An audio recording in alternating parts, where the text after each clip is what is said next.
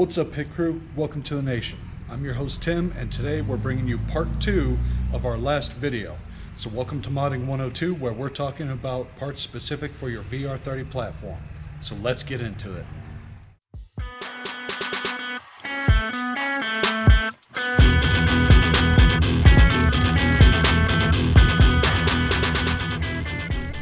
A certain small portion of the car culture population is being reckless and irresponsible. The laws are cracking down on everybody, all right? So it is on you to know and follow your local laws and ordinances. Now that bit of grumbling is done, let's move on to the Pit Crew Skyline, the Q50, Q60 platform, all right? Now, for those of you that have this car, you want to modify this car, you don't really know where to begin, I've got 5 parts that'll get you going, okay? Again, know your laws, because I'm not to blame if you do something illegal, all right? The number 1 part, which is legal everywhere and highly recommended because it's all about the health of your car, is an oil catch can, okay? Now, when a car is operating, gases can and do leak past the pistons and get into the crankcase. This is called blow-by. When the internal combustion engine was first developed, they didn't realize that this was an issue until it built pressure up in the crankcase and blew the motor apart. So, at first, they came up with the solution of just venting it to atmosphere. Well, since that is a pollutant,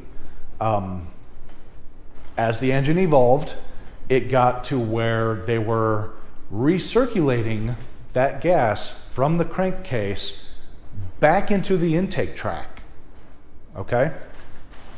Well, when those super hot gases get into the crankcase, they grab vaporized oil as they travel through the block into the crankcase and then back into your intake tract. So, this vaporized oil gets on your intake valves.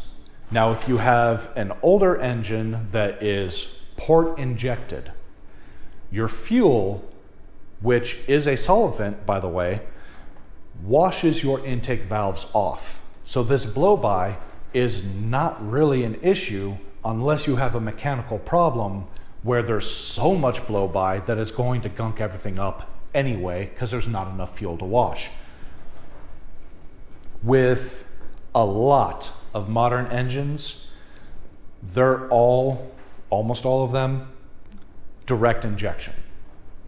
What that means is that the fuel is sprayed directly into the combustion chamber. And therefore, it is no longer washing off your intake valves.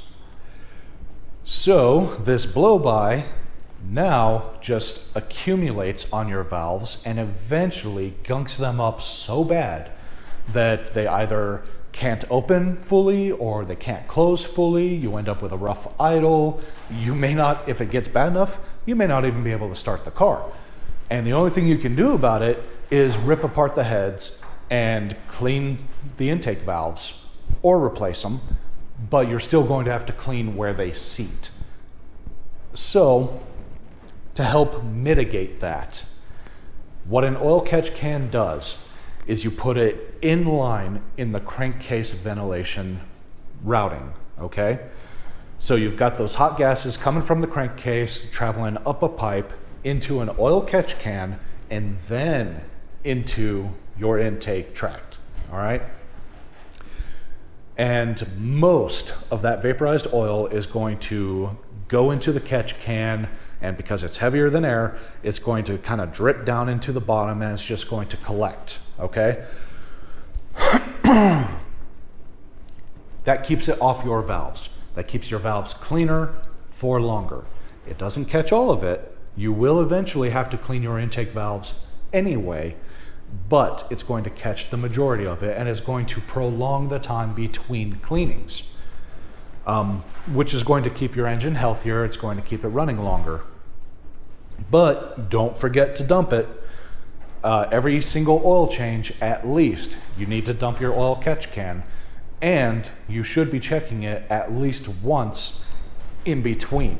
Now, during the winter, for some odd reason, I'm not quite sure why, it seems to catch even more. I haven't done enough research into that to figure out why. I just know that it happens. So in the winter, check your oil catch can maybe twice or 3 times between oil changes. That should keep you going. That should keep you motoring happy. So that's the first modification I recommend, and it's purely for saving you money in the long run and keeping your car healthy.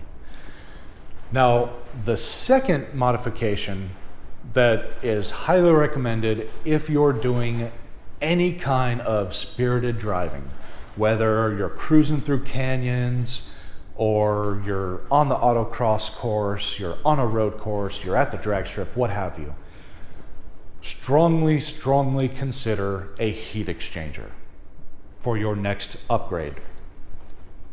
The heat exchanger that Nissan put into these cars is adequate for daily driving. Daily driving, most people, they don't stop on it at every red light. They don't even try to get up to the speed limit before the end of the entrance ramp for the freeway, okay? They just kind of putt along, right?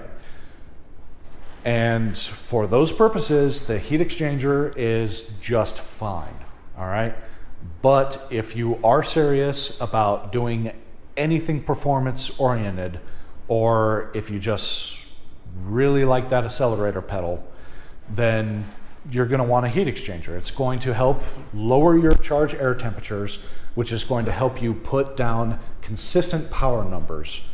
And if you're in a hot climate, it's really going to help. Like if you're down in South Texas or Florida or anywhere in the Gulf Coast region,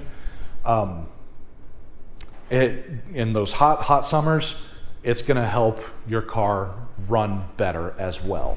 Okay, turbocharged cars, detonation is always an issue, and as soon as you turn up the boost on these cars, you start running risk of detonation. That's why you have to have a high octane fuel. I run only 93 octane in this car, and I am only pushing 16 pounds of boost peak, okay? And I keep an ear out for knocking. I graph my driving quite frequently. I watch to make sure my timing doesn't get pulled. You know, I keep an eye out for these indicators of detonation because I do not want to blow my engine up. Again, I want this car dependable. So strongly consider a heat exchanger for your second upgrade. Now your third upgrade is, again, know your laws, a lower downpipe. The stock lower downpipe on these cars chokes down to 1.5 inches in diameter, okay? Now that is incredibly narrow for exhaust gases trying to escape, okay? And what that does is it puts a little bit of strain on your turbos, because as exhaust is coming out, trying to spool your turbos up, it really can't get away from the turbos fast enough. So it does slow your turbos down a little bit. But more importantly, to make horsepower, okay, and let me back up a little bit. An internal combustion engine, is nothing more than a large air pump, okay? To make horsepower, you need air and fuel, right? The more air you bring in, the more power you can make, unless the spent air, the exhaust, can't also freely leave, okay? These cars suck in plenty of air on the stock air box. No problems there. Pushing that air back out when it's done with the combustion cycle, that's more of a struggle, all right? So, you want to free up your exhaust as much as you can. And it's going to, I recommend it starts with a lower downpipe. And what that's going to do is that's going to retain your primary catalytic converters for your emissions. Now, again, know your laws. Even though the secondary catalytic converters are only for startup to help heat the primary catalytic converters faster, despite that, it is still a change to the emission system, which is illegal. So what the lower downpipe is going to do is it's going to open up your exhaust and let it flow a little freer.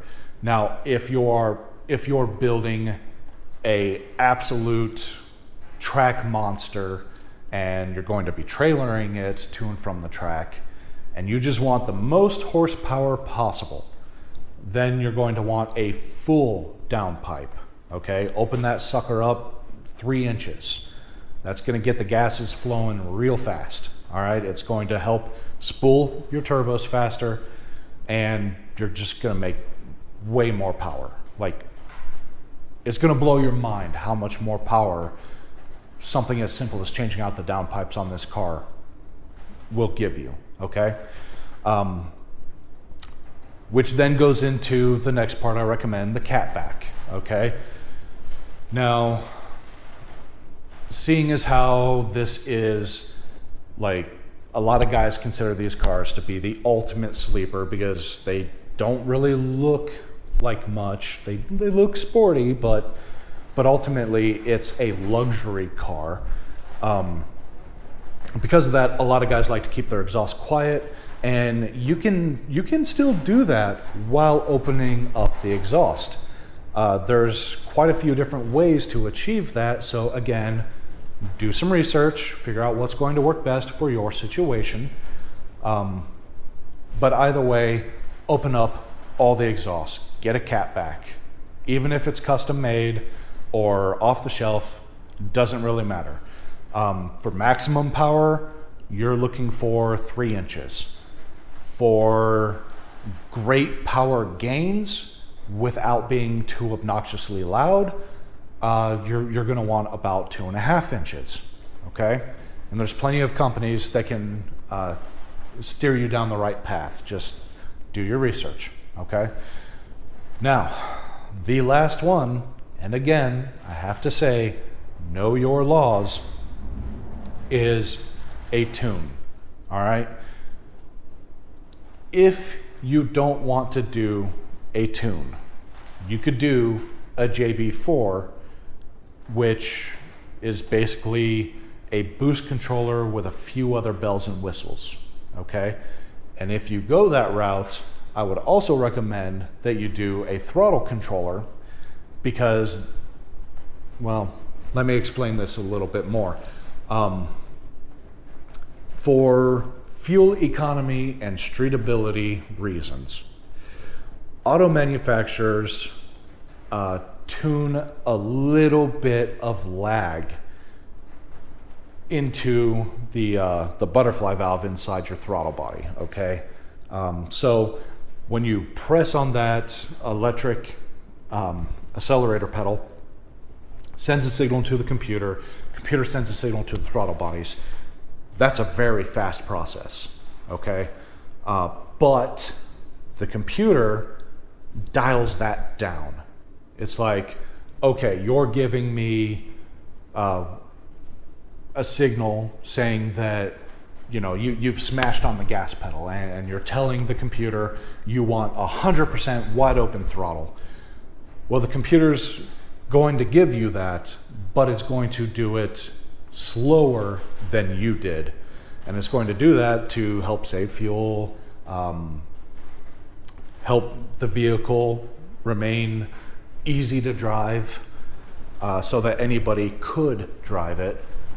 And what a pedal controller like Hikit, Pedal Commander, Sprint Booster, what have you, what they all do is they amplify that electrical signal going to the computer. So what it's going to do, what a throttle controller is going to do, is it's going to take away that delay, that lag, and it's going to make your throttle bodies act more like they were old school cable driven. Okay, so back in the day, there used to be a cable connected to your accelerator pedal, connected to the throttle bodies. So whatever you did with the pedal, it did with the throttle bodies. The car had no chance of intervening. So now that everything's electronic, it intervenes for fuel economy and, to a point, safety, because the easier a car is to drive, the safer a car is, right?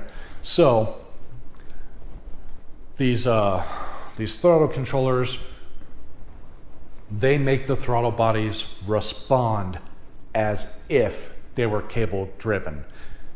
And because they're electronic, you could actually put them at their highest setting and it's going to be faster than cable driven. Because as soon as you touch that pedal, it's like, go time, let's go, all right? There's no lag at all. I never use the highest setting. It is insane. I mean, you breathe on the gas pedal and you are taking off, man. That's a little too much, even for me. But a full custom tune will always yield better results. You can have two identical cars and they will not make identical horsepower because, of course, there's manufacturing variances, okay? The more engines you cast, the more engine parts that you cast in a mold, the looser that mold gets, the more there's variation between parts. So my engine in this car doesn't exactly match the engine that went down the assembly line before it or after it. There's enough variation that when you get a custom tune, you are programming the computer specifically for that engine and how it behaves. So even if you get a tune that is as mild as one of the lowest settings on the JB4, okay, it's still going to perform better than that it would with that JB4 because you're dialing in the air-fuel ratio, you're dialing in your fueling tables, you're dialing in your drivability, etc., etc. So if you're going for maximum power, you want that custom tune. A JB4, that's going to get you by if you just want a little more oomph, but you don't want to get too crazy, you don't want to spend too much, what have you. A JB4 is a great option. But again, you want maximum power, you want a custom tune. Can't stress that enough, all right? And all of those 5 starter parts, again, go back through the 5 tips that I've given you for starting off modifying your car, okay? Because your plan, if your plan is to build a drag strip only monster out of your Q50 or Q60, okay? You automatically, you're going for the largest heat exchanger you can with the most capacity you can get, okay? You're going for a 3-inch full downpipe, not a lower downpipe like I suggested. You're going for a 3-inch catback. You're going for a custom tune. So consider those 5 tips first. Know your use, make a plan, join a club, research, and budget, okay? Then look at those 5 parts that I recommended for this platform to see what is going to best meet your goals, okay? So that pretty much covers all the bases. Oh, actually, one more bonus part. And you could actually move this up into the first recommended change on this car, the tires, okay? From the factory, these tires came as run flats. I'm not going to name drop the company. If you're in this platform, you know exactly what I'm talking about, okay? Run flat tires on these cars are a performance nightmare. A specific brand, again, that I'm not going to name drop, is even known for hydroplaning. So even if you only like to do spirited drives, you know, carving down a canyon road, you do not want those run flats. They will be dangerous for you. So I strongly recommend you change the tires out, okay? There are 2 brands at the time of recording this video that are the most recommended on the market right now. That would be Michelin and Continental. Now, the Continentals, the recommended ones for all season are DSW 06 Plus. That's what I have on here. They're not the stickiest tire in the world, but because of that, they do have good tread life. As I recall, the tread life warranty on them is like 45,000 miles. I'm probably not going to see all 45,000 miles because I do autocross. And while it doesn't eat up your tires as bad as a road course, it does eat them up faster than just normal day-to-day driving.